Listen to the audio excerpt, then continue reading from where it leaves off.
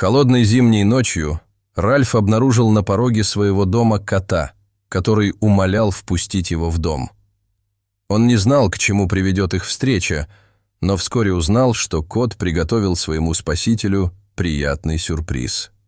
Когда Ральф встал, чтобы приготовить себе чашечку горячего шоколада во время рекламной паузы, он меньше всего ожидал встретить кого-то, кто ждал бы его на крыльце. Ночь была холодная, на улице завывал ледяной ветер, а по прогнозам синоптиков, рано утром должен был выпасть снег. Но когда он проходил мимо входной двери, то увидел, что там сидит кошка, прижавшись носом к стеклу и издавая беззвучное мяуканье.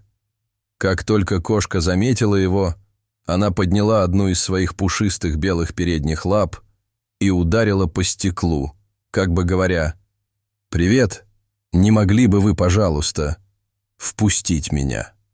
Ральф подошел к двери, и кот тут же поднялся.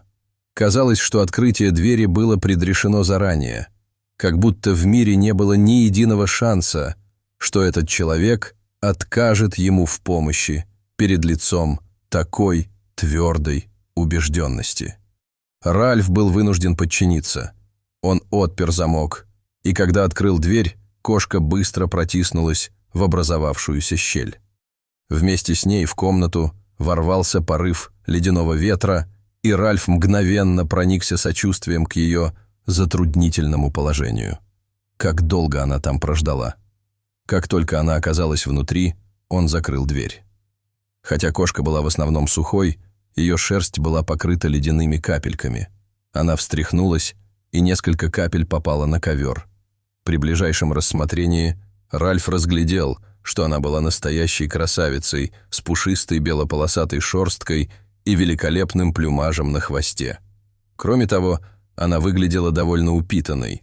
Определенно, не такую кошечку можно было ожидать увидеть на улице в такую холодную зимнюю ночь, как эта. Ральф пошел на кухню, чтобы приготовить горячий шоколад, и подогрел немного молока для кошки. Он налил его в маленькую миску и отнес в прихожую.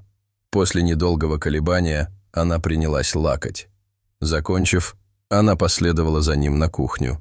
Она шла медленно и часто останавливалась, чтобы обнюхать каждый угол и осмотреть каждую щель. Ральф погладил ее по мягкой шерстке, и она в ответ громко замурлыкала и потерлась о его ногу. Она явно пыталась подружиться с ним. «Не беспокойся о холоде», — успокоил ее Ральф. «Ты можешь остаться на ночь или настолько, насколько захочешь». Едва эти слова слетели с его губ, как он понял, что на самом деле имел в виду именно их. Он был полностью готов к тому, чтобы приютить этого кота на несколько дней или даже недель. Это был первый раз в его жизни, когда он проводил время с домашним животным, которое не принадлежало его другу или родственнику. В детстве он любил собак и отчаянно хотел подарить щенка на день рождения. Но поскольку он вырос в многоэтажном жилом доме, это было невозможно. Поэтому ему приходилось довольствоваться играми с собаками своих друзей. После 2 лет службы в армии его первая гражданская работа включала в себя много поездок. Он посетил много интересных мест и наслаждался регулярной сменой обстановки, но это мешало ему поспешить в приют и, наконец, обзавестись домашним животным, о котором он всегда мечтал. Вот почему он в конце концов решил сменить работу, остепениться и обзавестись собственным домом. На первые шаги ушла большая часть года, и найти место, где он чувствовал бы себя как дома, было ничуть не легче. Вот почему, в некотором смысле, он завидовал коту. Когда кошка допила молоко, Ральф дал ей тарелку с остатками курицы, но она, похоже, не была голодна и просто принялась за еду. После этого он вернулся к своей спортивной игре. Даже если его внимание было сосредоточено на чем-то другом, оторвавшись от своего горячего шоколада, он заметил кошку, заглянувшую в гостиную. Она поприветствовала его веселым мяуканьем и с удивлением уставилась на огромный экран телевизора. Ральф убавил звук, надеясь, что она присоединится к нему, но футбольный азарт, очевидно, не слишком привлекал ее, потому что она не задержалась в комнате дольше, чем на несколько мгновений. Через несколько минут он услышал жалобное мяуканье в коридоре и полностью прекратил игру, чтобы проверить, как там его новая гостья из семейства кошачьих. Кот тщательно осмотрел все комнаты. Спальни вызвали у нее особый интерес, и она провела некоторое время, разминая одеяло на кровати Ральфа. Она также запрыгнула на несколько стульев и на подоконник, откуда наблюдала за снежинками, мягко падающими с неба. В гостевой спальне она издала еще одно жалобное мяуканье перед дверцами гардероба. Ральф отпер их, и кошка без колебаний вошла внутрь. Вскоре ей понадобилось сложенное одеяло, которое лежало на нижней полке. Ее мурлыканье было таким громким, что отражалось от деревянных стен. Ральф наблюдал за ее работой и смеялся. У него был небольшой опыт общения с кошками, но, похоже, эта кошка чувствовала себя как дома.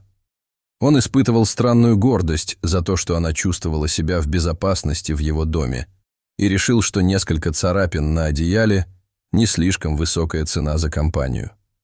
Кошка провела весь вечер в комнате для гостей Ральфа. Она вела себя мирно и дружелюбно по отношению к своему новому хозяину, мурлыкая всякий раз, когда видела его. Она больше не хотела есть, но все же взяла миску с водой, которую Ральф оставил ей, проведав в последний раз. Ральф отправился спать. На следующее утро он принялся за работу, пытаясь определить, принадлежала ли кошка кому-нибудь из его соседей. Он сделал 2 фотографии и показал их всем, но никто в округе не знал кошку или видел ее раньше. Ральф проверил доски объявлений на предмет пропавших кошек, но не нашел ни одного описания, которое соответствовало бы кошке, которая теперь поселилась в его комнате для гостей. Он оставлял сообщения в группах соседей и в социальных сетях, но ответа не получил. Несколько человек предложили отдать кошку в приют для животных, но Ральф не смог заставить себя отослать ее. Было очевидно, что она доверилась ему с самого начала.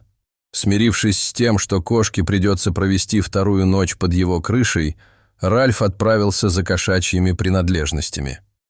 Он получил лоток для мусора, а также немного кошачьего корма и большую кошачью подстилку. Кошка не хотела ничего есть, но ей понравилась новая кровать. А когда Ральф достал из шкафа ее любимое одеяло, оно стало просто идеальным. Отсутствие аппетита у нее беспокоило его. Кроме того, она была холодной на ощупь, и Ральф подумал, не подцепила ли она какого-нибудь насекомого, пока была на улице. Он принес дополнительное одеяло и грелку к кошачьей кроватке. Она была рада, что ей пора в постель, но по-прежнему беспокоилась. Ральф часто навещал ее, и каждый раз она громко мурлыкала. Он предположил, что она поцарапала бы его или, по крайней мере, зашипела бы на него, если бы действительно испытывала дискомфорт, и решил, что не будет настаивать на том, чтобы она ела. Возможно, она просто приспосабливалась. Ближе к вечеру снегопад усилился. Кот по-прежнему беспокоился, но Ральф, прежде чем лечь спать, убедился, что в комнате тепло и уютно. На следующее утро он проснулся от огромного удивления. Когда он вошел в комнату для гостей, его приветствовал тихий хор кошачьих голосов. Кошка отдыхала в своей новой мягкой постели, но она была не одна. За ночь она родила 3 очаровательных котят. Тогда-то он и понял, что она не была упитанной, а просто опухла из-за беременности.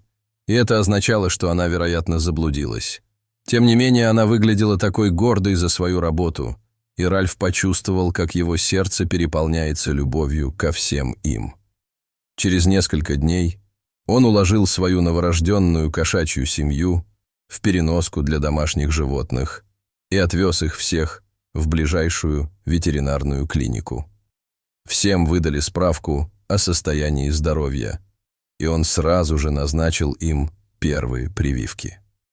К этому времени сама мысль о том, чтобы оставить их у себя, казалась немыслимой, и когда прошел месяц, а никто не попытался предъявить права ни на мать, ни на малышей, он понял, что буквально за одну ночь стал их официальным владельцем.